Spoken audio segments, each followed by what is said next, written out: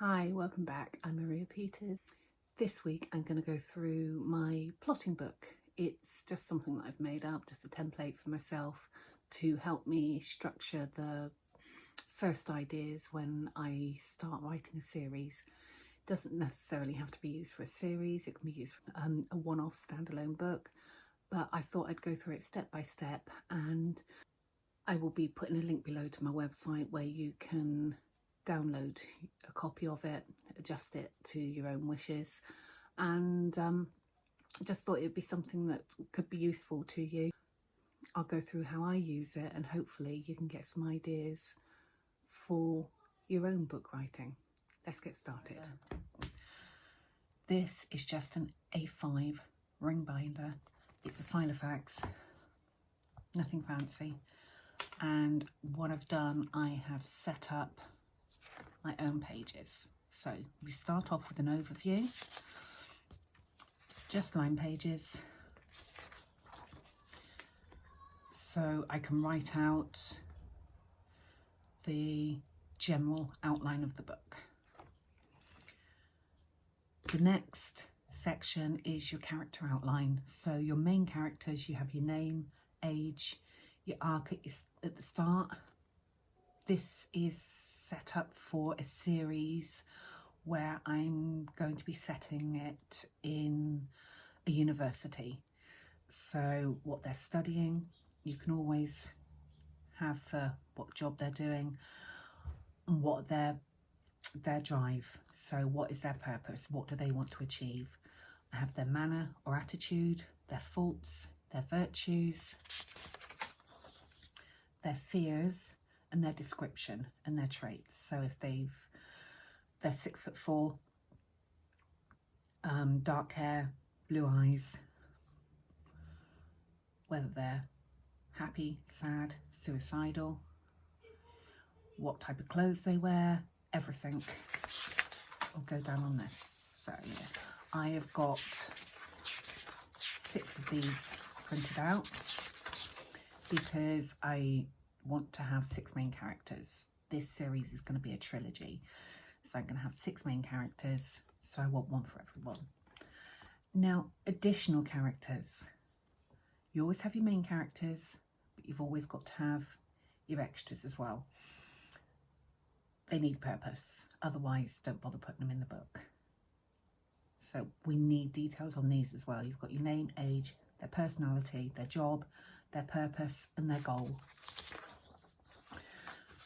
And I've just printed off a load of these because there's going to be lots of characters that crop up throughout the series, and I want one for each person so I know what is their purpose to being in the books. The next section is just your chapters. How I work is to put details of each chapter. I've gone up to chapter 30. I don't know whether I'm actually going to write that many, but this way, when I'm writing, I've got notes, bullet points, everything that I need to put into the chapter before I can move on to the next. I do a very small synopsis of each one, so I know that I'm staying on track. And then lastly, note section. Usually in here I'll draw outlines or print off outlines. I have got an idea of how I want the dorm room to be. So 6 bedrooms, shared bathroom, shared kitchen, lounge area. I went on Pinterest, found that, printed it off. So I'll cut that out and stick it on. And everything like that. So I've got a visual for everything. And then I've just got more notes and grid pages in the back. I'm a very visual person. I need to be able to see it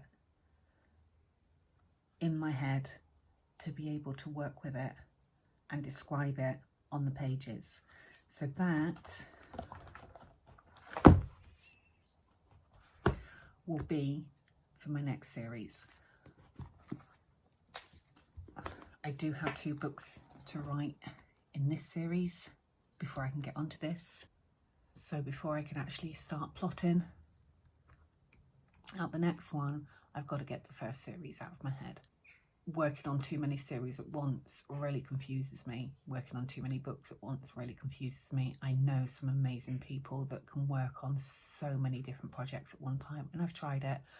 I've tried working on plotting one, writing another and editing another, and I just got myself confused.